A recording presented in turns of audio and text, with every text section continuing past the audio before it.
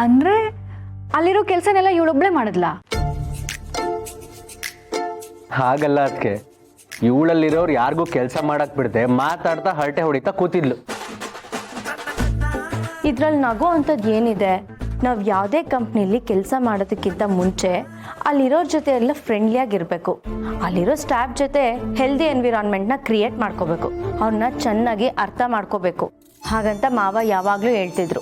ಅದಕ್ಕೆ ಅಲ್ಲಿರೋರ ಜೊತೆ ಎಲ್ಲ ನಾನು ಮಾತಾಡಿಕೊಂಡು ಅವ್ರಿಗೆ ಕಂಫರ್ಟ್ ಅನಿಸೋ ಹಾಗೆ ನಡ್ಕೋತಿದ್ದೆ. ಹಾಗಿದ್ರೆ ನೀನು ಮಾಡಿದ ಕರೆಕ್ಟಾಗೇ ಇದೆ. ಸುಮ್ಮನೆ ನನ್ನ ತಂಗಿನ ಕೆಣಕ್ ಬಿಡಿ. ಅವಳು ಕೆಲಸನ ಬರೀ ನಿಷ್ಠೆಯಿಂದ ಮಾತ್ರ ಅಲ್ಲ, ಪ್ರೀತಿಯಿಂದನೂ ಮಾಡ್ತಾಳೆ ಅಂತ ತೋರಿಸ್ತಿದ್ದಾಳೆ.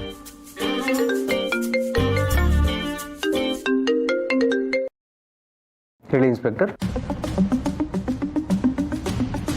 ಓ ಹೌದಾ, ಸರಿ ನಾನು ಬರ್ತೀನಿ. Thank you inspector. ಅವ್ರ ಬಗ್ಗೆ ಇನ್ಫಾರ್ಮೇಶನ್ ಸಿಕ್ಕಿದೆ ಅಂದರೆ ಮೊದಲು ಈ ವಿಷಯನ ಅಮ್ಮಂಗೆ ತಿಳಿಸ್ಬೇಕು. ಇವತ್ತು ಮನೆಗೆ ಯಾರು ಬಂದಿದ್ದಾರೆ ಗೊತ್ತಾ? ಒಬ್ರು ಸ್ಪೆಷಲ್ ಗೆಸ್ಟ್. ಸ್ಪೆಷಲ್ ಗೆಸ್ಟಾ? ಯಾರದು? ಅದೇ ರೀ, ಅಮ್ಮ ತಾತನ ಮನೆಗೆ ಒಬ್ರನ್ನ ಕರ್ಕೊಂಡು ಹೋಗಿದ್ರಲ್ಲ, ಅವ್ರೀಗ ನಮ್ಮ ಮನೇಲಿದ್ದಾರೆ.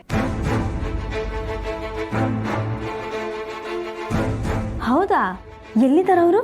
ರೂಮಲ್ಲಿದ್ದಾರೆ. ಹೋ ನೈಸ್. ಹಾಗಾದರೆ ನಾನು ಅವ್ರನ್ನ ಮೀಟ್ ಆಗಲೇಬೇಕು. ನಾನು ಈಗಲೇ ಹೋಗಿ ಫ್ರೆಶ್ ಅಪ್ ಆಗಿ ಬರ್ತೀನಿ.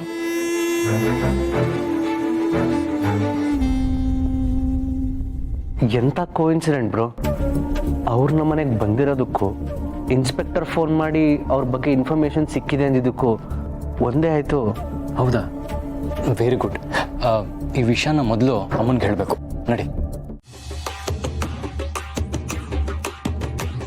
ಆಹಾ ಆಹಾ ನನ್ನ ಪಲ್ಲಂಗವೇ,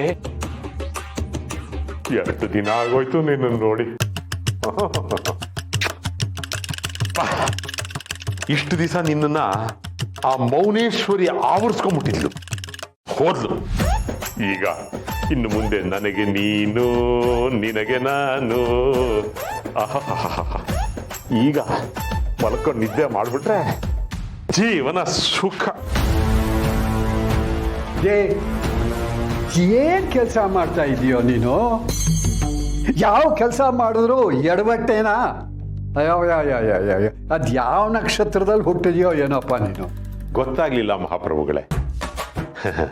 ಈ ಮನೆಯಲ್ಲಿ ಕಷ್ಟಗಳೆಲ್ಲ ಗಾಳಿಗೆ ತೂರ್ ಹೋಗಿ ಯಾವಾಗ್ಲೂ ಸುಖ ಸಂತೋಷ ನೆಲೆಸಿರ್ಬೇಕು ಅಂತ ಆಸೆ ಪಡೋ ಜೀವ ಆಯ್ತು. ಆದ್ರೆ ಏನ್ ಮಾಡೋದು? ಇವತ್ತಿನ ಈ ಪರಿಸ್ಥಿತಿಲಿ ಕಷ್ಟಗಳೆಲ್ಲ ಇಲ್ಲೇ ಉಳ್ಕೋತು, ಪೇಪರ್ಗಳು ಮಾತ್ರ ಗಾಳಿಗೆ ತೂರ್ಕೊಂಡು ಹೋಯ್ತು. ಈಗಲೇ ಎತ್ತಿಟ್ಬಿಡ್ತೀನಿ.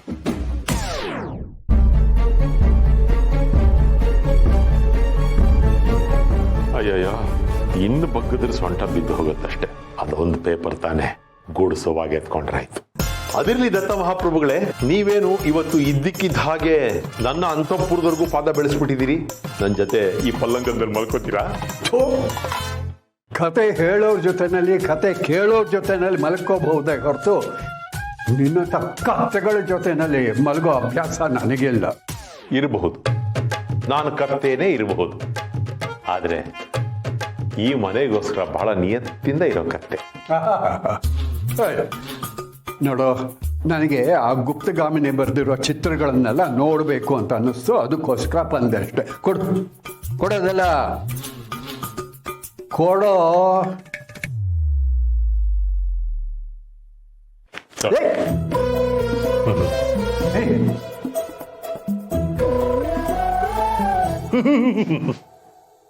ತಗೊಂಡೋಗ್ಬಿಟ್ರು.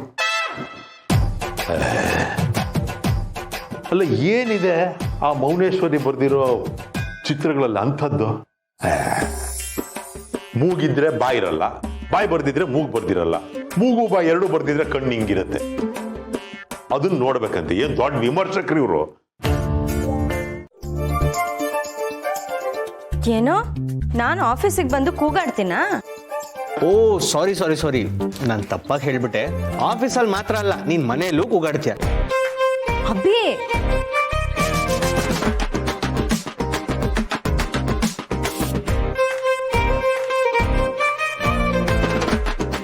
ನೀವು ತುಂಬ ಚೆನ್ನಾಗಿ ಚಿತ್ರ ಬಿಡಿಸ್ತೀರಾ, ತುಂಬ ಚೆನ್ನಾಗಿ ಹಾಡು ಹೇಳ್ತೀರಾ.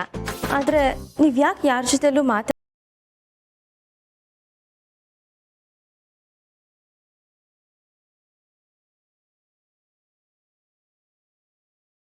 ಅವ್ರು ಯಾರು, ಅವ್ರ ಮನೆಯವರು ಎಲ್ಲಿದ್ದಾರೆ ಅಂತ ತಿಳ್ಕೊಬರ್ತೀವಿ.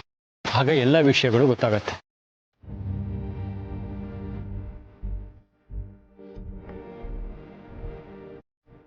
ನಿಮ್ಮನ್ನ ನಿಮ್ಮ ಮನೆಯವ್ರ ಹತ್ರ ಸೇರಿಸೋ ಜವಾಬ್ದಾರಿ ನಮ್ದು. ಆರಾಮಾಗಿರಿ.